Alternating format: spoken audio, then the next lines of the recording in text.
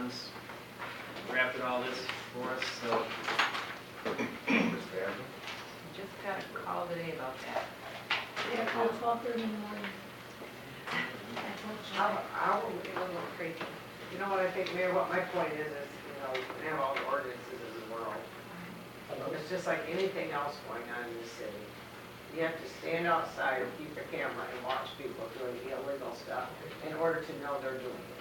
So how do, I mean, we can make all the ordinances we want, I'm not saying I disagree with that. But if anyone truly believes that's going to actually, Well, I agree, we stated last meeting, stated here, and anybody that's called the office and put through, I say the same thing. Enforcement is always the most difficult part there, obviously.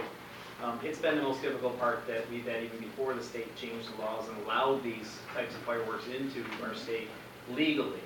So, you know, the PD have gotten calls, you know, forever related to the noise. I mean, it's still have the noise ordinance past 10 o'clock. So, I mean, this is just kind of another thing. If you are to catch them, at least you have the mechanism. but I'm just saying, it's hard to catch them, plus if you have anything else going on, you only have a few officers out there, I don't think you're really gonna be running over to where they hear noise. It's not fire, it isn't someone being harmed, I'm just saying, same thing with noise, same thing with, you know, anything like that.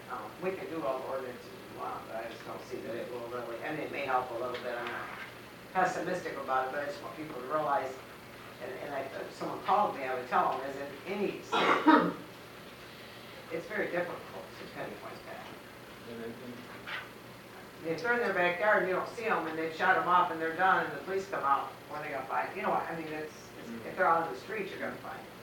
Well, related to this ordinance, I mean, again, I don't know about anybody else, but I have not read this yet, it just came over. I haven't read it. Can you give us a summary of what this is while we're, you know, trying to go through it?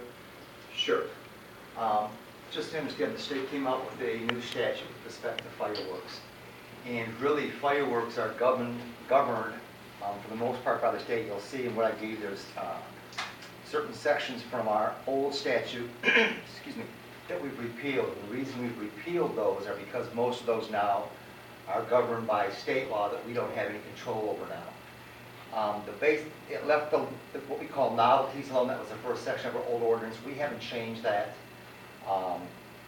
In fact, the new statute doesn't touch on it at all. The state, in fact, doesn't govern novelties at all. So as far as that section of our ordinance goes, that's well and good. Again, that's what it's always been. The part that has changed, obviously, are the days of use. It's under use restriction. It's 22-103 is the biggest part. And what you should know is, we've cited it there, we've taken it directly from the new state statute. And there were concerns, but we had hoped, maybe I had hoped, I'm not a firework fan, and we thought we'd like to be the most restricted as we could be. But under the statute, there was a question that came up today apparently. We mentioned the holidays, the day before, the day of, and the day following. And then we talk about 30 days, and someone said, no, it must have been a typo, that should be 3 days. No, because what the statute states in it directly is any national holiday. So it's the day before, day of, day after for the national holidays. So that's why it shows the 30 days in parentheses. But other than that, there would be no permitted use within the city of fireworks. And again, that's pretty much the only section that's really under our control under the new statute. So it doesn't prohibit sales, you can still sell. You can't prohibit that, right? Correct. That falls under the state. The state will handle all that. No. There is a huge potential for one of those tents catching fire, whatever, to literally explode with such force that it could kill people. It's not like it's an M80 that, you know, gets thrown in the air. They have a lot of gunpowder in those tents. I can't believe that, I haven't been in one. I don't know what kind of people work in there. But I can't believe that those people are all trained with the ability to avoid explosion once started. There was some town just south of here, guy was manufacturing fireworks maybe 30 years ago. And that exploded.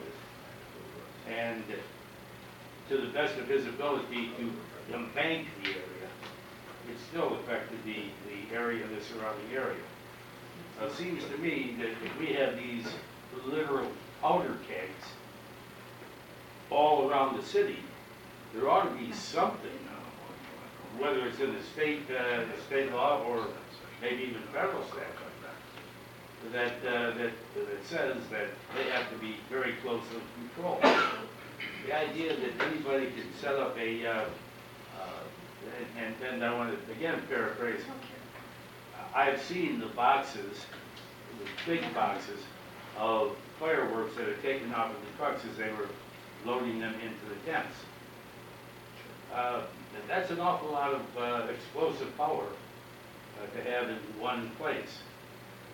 Seems as though there ought to be some kind of control on that, John.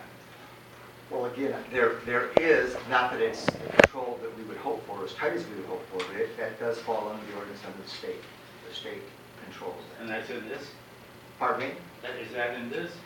No, this is just our ordinance, because that, I mean, I refer you to the state where we get it, but the state statute covers what they can do. What we can do and what they can do. So all we can really change are the use restrictions with respect to how the building has to be, built or maintained or secured. That falls under the state statute. Would it be possible for you to send me a citation on that? Sure. Thank you. It's in, John, just so you know too, I don't mind sending it to you at all, but it is within the ordinance, the paperwork that I've sent to you folks. We've cited the statute in there. And again, I'll get it for you, but it is MCL 28.457. Representative Geis should be able to. 28.457. Okay, I so, see the reference here of that, but I don't see anything here supporting that. Did you say you sent that to us? No, you have everything in front of you. What I sent you was the ordinance itself and just referred you to the statute. Okay, so you. But I can certainly, again, you don't at the have time, I to- guess it just didn't be necessary, but I can get copies for all of you. That's not a problem. I Well, can get that. you don't have to send it to me, I'll I'll just Google it. pick it up myself. Okay. Thank you. All right. What about these items, Mayor? We, One of these go away? which resolution? These. Can you open one?